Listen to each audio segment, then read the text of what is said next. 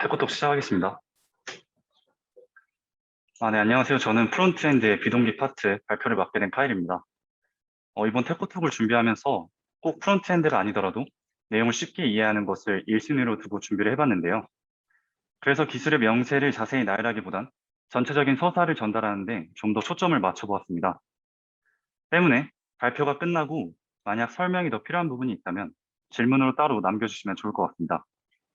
그럼 바로 본 주제로 넘어가겠습니다. 준비해온 내용을 전달하기에 앞서 오늘의 주제에 관련해 중요하다고 생각되는 몇 가지 키워드를 제시해 보겠습니다. 이 단어들이 이미 익숙하신 분들도 있을 거고 반대로 낯설게만 느껴지시는 분들도 있을 텐데요. 일단은 모두가 이 단어를 처음 보게 되었다고 가정해 보겠습니다. 여기서 여러분은 가장 먼저 어떤 생각이 떠오르시나요? 아마도 이런 생각이 떠오르지 않을까 싶은데요. 물론 전체를 일반화할 수는 없겠지만 우리는 보통 새로운 기술을 마주하면 어떻게에 대한 의문을 품은 채 해당 기술에 관심을 보이는 경우가 많습니다. 그렇지만 저는 하나의 기술을 보다 깊게 이해하기 위해서는 여기서 더 나아가 또 다른 질문을 던질 수 있어야 한다고 생각합니다. 그것은 바로 왜입니다. 이 기술은 왜 출현하게 되었는지, 바로 잡으려 했던 문제는 무엇이었는지 면밀히 살펴본다면 기술이 가진 한계와 적절한 사용처를 한층 더 명확하게 알 수 있기 때문입니다. 그래서 이 시간만큼은 다 같이 왜라는 물음을 가지고 프론트엔드의 비동기라는 주제를 함께 고민해 보면 좋을 것 같습니다. 우선은 비동기라는 단어에 대한 나름의 정의를 내려보는 것부터 시작하겠습니다. 저는 비동기를 가장 잘 설명할 수 있는 단어를 하나 선택해보라고 한다면 간극이라고 말할 것 같습니다. 간극의 사전적 정의는 시간 사이의 틈이라고 합니다. 즉, 현재의 시점과 나중의 시점이 있을 때 그 사이에 어떠한 틈이 존재할 수 있다는 얘기입니다. 그렇다면 이 틈이 프론트엔드 영역에서 엄밀히 다루어져야 하는 이유가 무엇일까요? 현대로 넘어오면서 웹이 맞게 된 가장 큰 변화는 단방향의 정보 전달만 하는 페이지에서 사용자와의 상호작용을 이끄는 앱으로 넘어온 흐름이라고 볼 수 있습니다.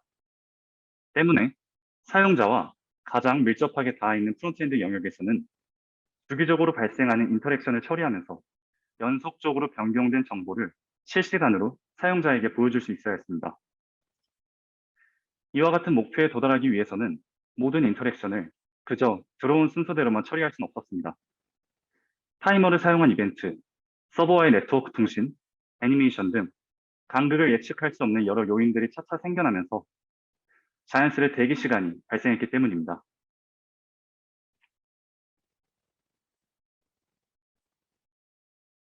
방금의 정적에서 어떤 기분을 느끼셨나요? 잠깐의 시간이었음에도 불구하고 화면에는 아무것도 나오질 않으니 조금은 의아함을 가졌을 것 같습니다. 이는 유저도 마찬가지입니다. 처음엔 대수롭지 않게 여길 수 있을지도 모르겠습니다. 하지만 대기 시간이 반복적으로 발생하거나 지금보다 더 길어지게 된다면 답답함을 느낀 유저의 이탈률은 빠르게 증가하게 될 것이고 이는 전반적인 웹 이용률의 하락이라는 결과를 불러옵니다. 결국 프론트엔드 영역에서 적절한 비동기 처리는 피할 수 없는 과제인 셈입니다. 도입 후의 첫 번째 질문으로 돌아가 보겠습니다. 누군가 프론트엔드에서 비동기 처리가 필요한 이유를 묻는다면 어떻게 대답할 수 있을까요? 그것은 바로 무언가를 기다려야 하는 건 유저가 아닌 브라우저의 역할이기 때문입니다. 자바스크립트 개발자들은 꽤 오랜 시간 동안 비동기 처리를 위해 콜백 함수를 사용해왔습니다. 하지만 요새는 단순히 이 방법만으로 비동기를 처리하는 코드는 거의 보지 못하고 있을 텐데요.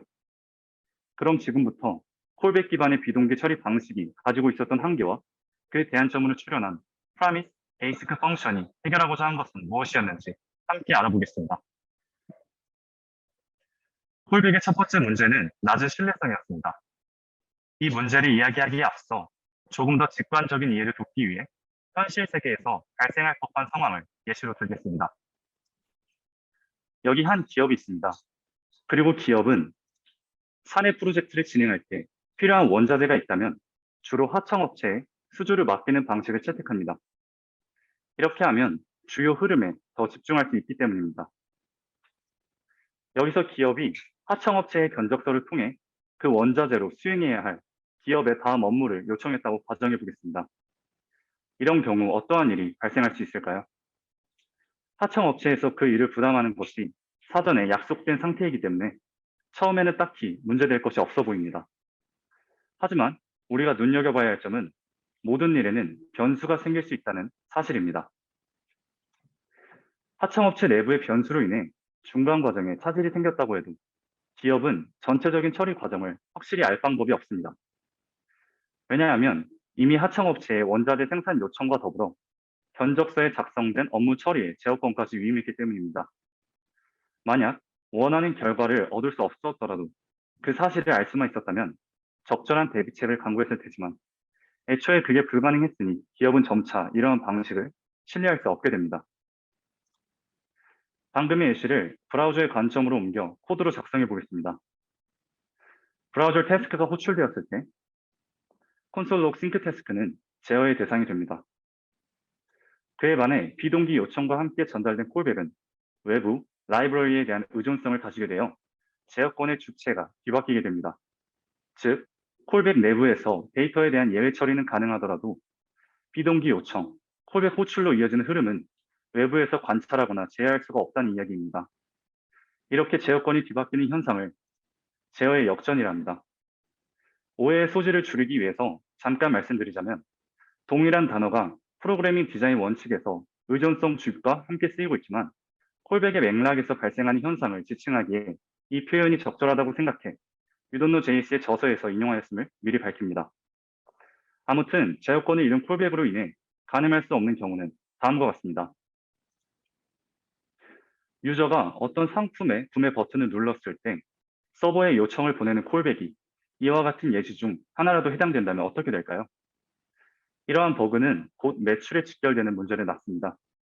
더 심각한 것은 여기에 나열한 케이스는 최소한의 경우이고 방금의 상황 또한 많은 예시 중 하나일 뿐이라는 점입니다. 프론트엔드 생태계에서 비동기로 처리해야 하는 코드의 비중은 계속해서 늘어나고 있으며 그에 따라 개발자들은 점차 해당 코드에 대한 정교함을 요구받게 되었습니다. 하지만 자신이 짠 코드에서조차 안정성을 보장할 수 없다는 아이러니함을 느꼈던 이들은 하나둘 기존 방식에 대한 의문을 가지게 되었습니다. 여기서 잠깐 솔루션을 바로 떠올리려 하기 전에 아까의 현실 속 예시로 돌아가서 문제를 해결하는 방식에 단계별로 접근해 보면 어떨까요? 단순하게 생각해 보았을 때 기업이 원자재에 대한 요청만 견적서로 전달 후 그에 대한 수행 결과를 가져와서 후순위 업무를 직접 처리하는 방법도 생각해 볼 수 있지 않을까요? 예상하셨겠지만 개발자들에겐 이러한 발상으로 등장한 메커니즘이 바로 프라미스입니다. 이것은 ES6부터 등장한 문법이며 한마디로 정의하자면 미래의 값을 반환할 수 있는 함수를 캡슐화한 객체라고 표현할 수 있습니다. 이것을 통해 이루고자 하는 목표는 간단했습니다. 바로 코드에 대한 제어권을 되찾는 것이었는데요. 이러한 요건을 충족하기 위해 프라미스는 네 번째와 다섯 번째에 표기된 두 가지 대표적 특징을 가지고 있습니다. 콜백으로 처리했던 이종 코드를 프라미스를 사용해 변환한 코드입니다. 프라미스 객체를 만들 때 인자로 들어가는 함수를 execute 함수라고 하는데 이 함수는 비동기 요청의 수행 결과에 따라 데이터를 넘겨줄 콜백을 인자로 받습니다. 여기서 한 가지 유의할 점은 execute 함수의 로직은 프라미스 객체가 만들어지는 즉시 실행된다는 것입니다. 때문에 버튼의 클릭 같은 반복적인 이벤트 내에서 비동기 요청을 수행해야 하는 경우라면 다음과 같은 방법은 적절하지 않을 수 있습니다. 그리고 이 부분에서 프라미스 객체에 then 캐치 메서드를 통해 데이터를 넘겨받을 콜백 함수를 연결시켜줍니다. 이러한 메커니즘으로 우리는 더 이상 외부 라이브러리에 콜백 함수를 넘겨주지 않고 비동기 요청에 대한 결과를 받아와서 직접 처리할 수 있게 되었습니다. 프라미스의 장점과 사용 시 고려할 점을 나열하면 다음과 같습니다. 우선 장점은 제어권을 확보했기 때문에 콜백 방식에서 신뢰할 수 없었던 여러 상황을 대처할 수 있습니다. 그리고 체이닝을 통해 구조화된 콜백을 작성할 수 있습니다. 그에 반해 고려할 점은 프라미스는 객체 외부에서 프라미스 내의 연쇄적인 흐름에 대한 예외 처리가 어렵다는 점이 있고요. 그리고 단일 값을 전달할 수밖에 없는 한계가 있기 때문에 여러 개의 값의 연관성이 부족하더라도 그 값을 다음 메서드로 넘겨주려면 객체나 배열로 감싸줘야 하는 번거로움이 있습니다. 그리고 단순 콜백 처리와 비교했을 때 성능 저하에 대한 우려도 놓치지 않을 수 없습니다. 이렇듯 몇 가지 단점도 존재하지만 기존 콜백 처리와 비교했을 때 프라미스가 제공하는 신뢰성과 예측성은 이 모든 점을 아우르고도 충분히 사용할 가치가 있습니다. 이제 프라미스에 대한 설명은 여기서 마치고 콜백의 두 번째 문제와 그에 따른 대안으로 넘어가 보겠습니다. 두 번째 문제는 낮은 가독성입니다. 여러분이 콜백의 단점을 접할 때 쉽게 예시로 들 수 있는 소위 콜백 지옥이라 불리는 코드를 많이 보았을 겁니다. 그렇다면 콜백 지옥은 단순히 코드가 길어서 읽기 힘든 것일까요? 물론 그러한 이유도 일정 부분을 차지하겠지만 저는 오히려 이것이 비동기 방식 자체의 한계점이라고 생각합니다. 일반적으로 인간의 사고방식은 일이 순차적으로 이루어지는 것에 더 친숙함을 느낍니다. 코드는 수많은 인과관계로 얽혀 있으며 우리가 자주 하는 디버깅은 그런 인과관계의 흐름이 끊긴 부분을 찾아서 마치 점과 점 사이를 선으로 잇듯이 생각을 확장시켜 나가는 과정입니다. 그렇기에 직선적인 논리의 흐름은 코드를 읽는 과정에서 중요한 전제라고 할 수 있습니다. 하지만 비동기 코드는 동작 방식의 특성상 개발자들에게 직선적인 추론을 제시할 수가 없었습니다. 다음과 같은 코드를 위에서 아래로 순차적으로 읽어보겠습니다. 여기서 우리는 set timeout의 동작 방식을 알든 모르든 출력값의 순서는 A, C, B라는 사실을 추론하기 위해서 머릿속에 최소 2개의 맥락을 고려해야 합니다. 즉, 비동기 코드의 양이 많아질수록 추론의 순서는 이런 식으로 전개되기 때문에 개발자들의 디버깅 작업을 더욱 필요하게 만듭니다. 결국 비동기 코드의 가독성 문제는 인간의 사고방식과 동떨어진 비동기 자체의 특성으로 간주할 수 있습니다. ES6 시기에는 프라미스의 구조화된 콜백으로 이전 방식과 비교해 약간의 가독성은 챙길 수 있었지만 비동기 코드 자체의 가독성 문제를 해결하지 못했기 때문에 개발자들은 이것을 동기 코드처럼 볼 수 있는 방법에 대해 탐구하기 시작했습니다. 이와 같은 고민을 1차적으로 해결했던 방법은 에이싱크 펑션의 출현 전 제너레이터를 이용한 비동기 처리 방식이었습니다. 제너레이터 함수는 온전히 비동기 처리를 위해서 나온 기술은 아니었지만 비동기를 동기적인 것처럼 보이게 하는 데 있어서 꽤 유용하게 사용할 수 있었습니다. 일단은 관련 코드를 확인하기 전에 꼭 알아야 하는 특징만 미리 서술하고 넘어가겠습니다.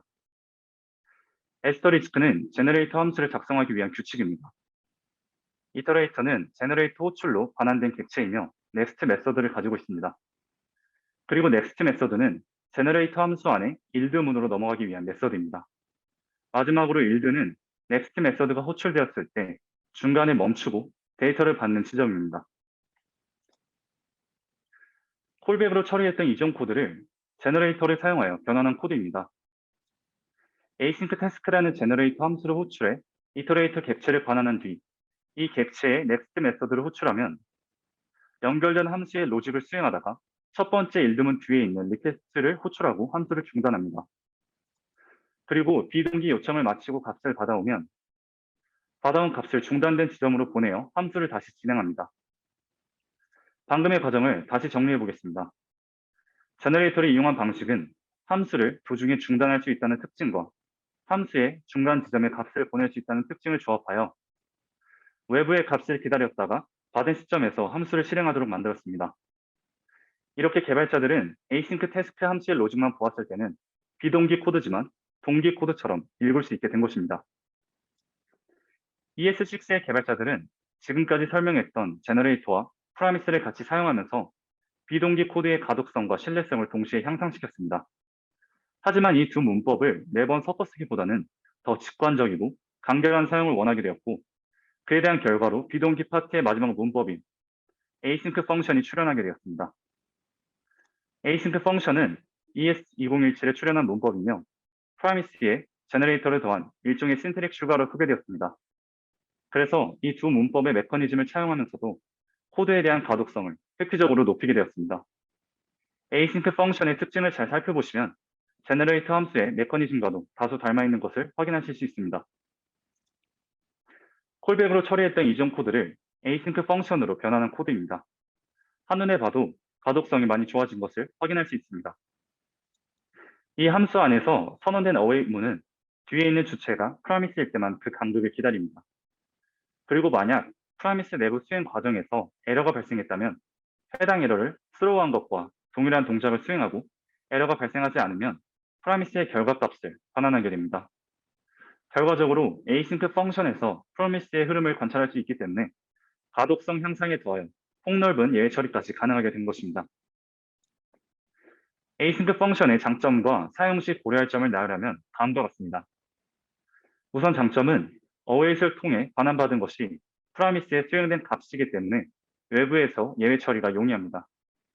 그리고 다른 방법에 비해 높은 가독성을 얻을 수 있습니다. 그에 반해 고려할 점은 프라미스에 대한 신테릭 추가이기 때문에 결국 프라미스에 대한 이해가 선행되어야 하고 하나의 함수 안에서 다수의 프라미스를 병렬적으로 처리하는 것은 에이싱크 어웨이 함수에서는 어웨이 문법에서는 조금 힘든 처리입니다. 그리고 경우에 따라 에이싱크 키워드를 관련 함수마다 일일이 선언해줘야 할 수도 있습니다. 이제 도입부의 두 번째 질문에 대한 답을 정리해 보겠습니다. 프라미스와 에이싱크 펑션은 왜 사용해야 될까요?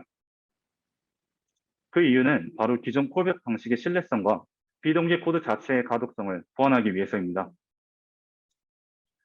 한 개념을 전체적으로 알아보고 나면 늘 비슷한 결론으로 마무리 짓게 되는 것 같은데요.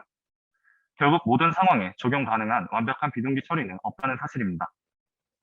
우리는 매번 각각의 케이스에 맞는 적절한 선택을 해야 하며 그 선택을 위해서는 어떠한 니즈로 인해 이 대안이 생기게 된 건지 한 번쯤은 고민을 해볼 필요가 있다고 생각합니다. 그러한 측면에서 이 발표가 조금이나마 여러분의 고민 해소에 도움이 되었으면 좋겠습니다. 이상으로 발표를 마치겠습니다. 감사합니다.